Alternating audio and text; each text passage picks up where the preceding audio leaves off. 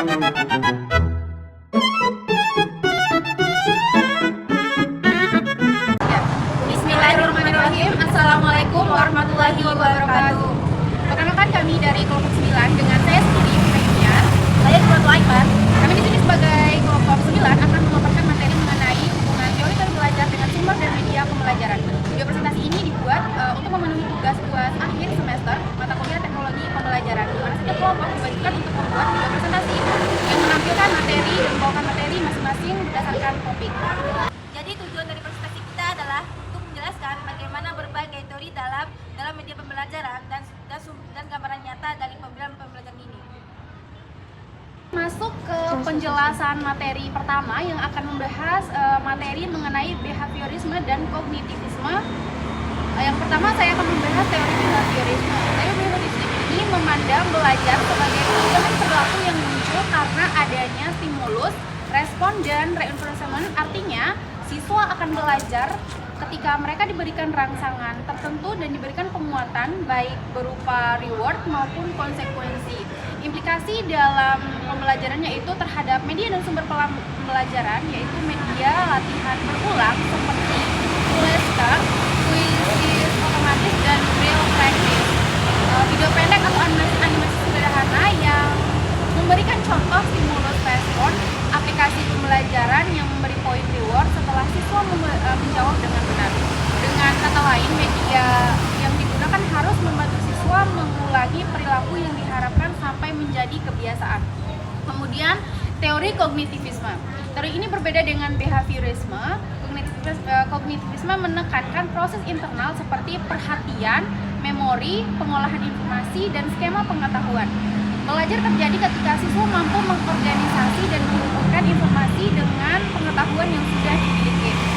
Kemudian implikasi terhadap teori kognitivisme ini yaitu pengetahuan yang sudah dimiliki, yaitu media pembelajaran dan sumber pembelajaran seperti diagram, bagan, peta konsep, dan grafik untuk membantu struktur berpikir.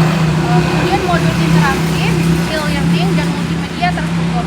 Media yang menyajikan informasi secara runtut agar tidak membebani memori kerja atau working memory. Kemudian dalam teori ini, media pembelajaran juga harus mendukung proses mental, bukan sekadar memberikan stimulus. Kemudian masuk ke penjelasan materi yang kedua, yaitu konstruktivisme dan sosiokultural. Jadi di sini teori konstruktivisme itu adalah berpendapat bahwa siswa belajar melalui pengalaman langsung dan membangun pengetahuan sendiri. Jadi belajar bukan menerima informasi, tetapi mengkonstruksi makna. Kemudian implikasi terhadap teori ini yaitu media eksplorasi seperti simulasi, eksperimen virtual, web quest, dan proyek. Sumber belajar yang fleksibel dan terbuka seperti artikel, platform digital, kemudian video eksploratif. Kemudian LKPDP berbasis penemuan atau discovery learning. Dan media ini juga harus memberikan kesempatan bagi siswa untuk mencari, mencoba, dan menemukan. Kemudian masuk ke pembahasan terakhir dari saya, yaitu yang membahas teori sosiokultural atau teori ini menekankan bahwa belajar terjadi melalui interaksi sosial, kolaborasi, dan scaffolding dari guru dan teman sebaya. Dan implikasi dari pembelajaran ini yaitu terhadap media dan sumber pelajaran, media kolaboratif seperti forum online, diskusi kelompok, Google Classroom, dan peer tutoring. Kemudian sumber belajar yang melibatkan guru, teman sebaya, dan mentor sebagai pendamping.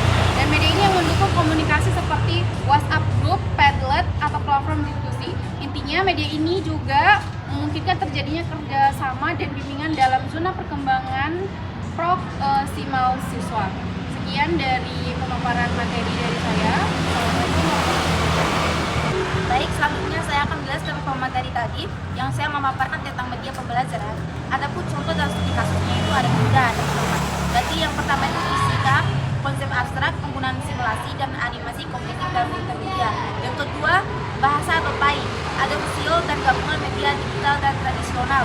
Yang ketiga, penelitian, aktivitas media pembelajaran, media yang tepat meningkatkan aktivitas dan hasil belajar.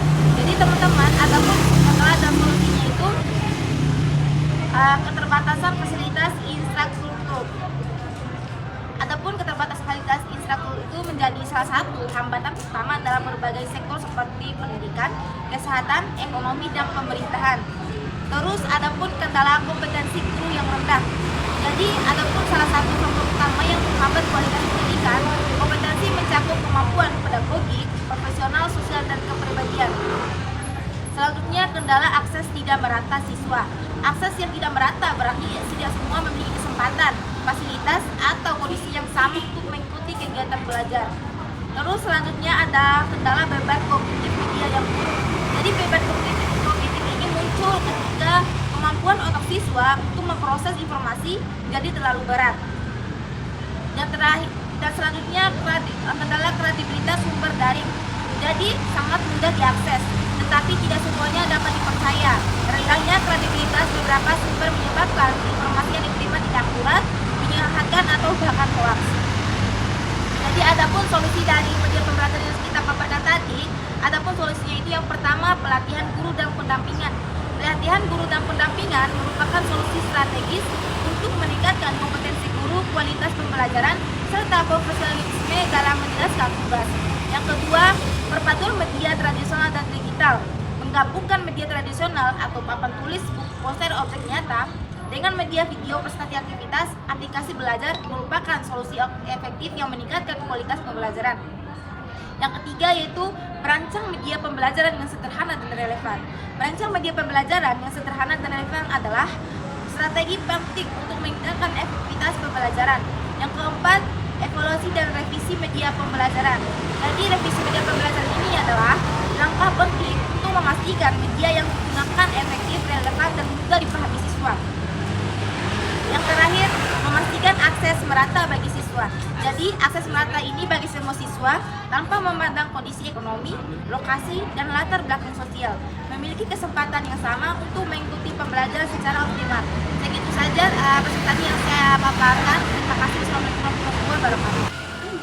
Baik, dari hasil presentasi yang kami paparkan tadi menyimpulkan kesimpulan dari materi hubungan teori pembelajaran dan sumber dan media pembelajaran, yaitu sebagai kesimpulan hubungan antara teori belajar dengan media dan sumber pembelajaran sangat penting dalam merancang proses pembelajaran yang efektif. Behaviourisme mengarahkan kita untuk menggunakan media latihan ulang dan penguatan. Kemudian kognitivisme menekankan media yang membantu proses mental seperti peta konsep dan media tertutup. Kemudian konstruktivisme menuntut media yang mendorong eksplorasi dan pengalaman langsung. Sementara itu, teori sosiokultural mengingatkan bahwa pembelajaran semakin optimal ketika terjadi interaksi sosial, kolaborasi, dan scaffolding.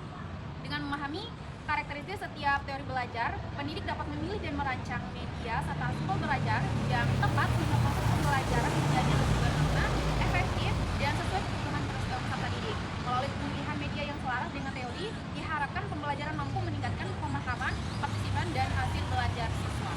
Sekian dari presentasi dan pemaparan materi dari kelompok 9. Kami akhiri.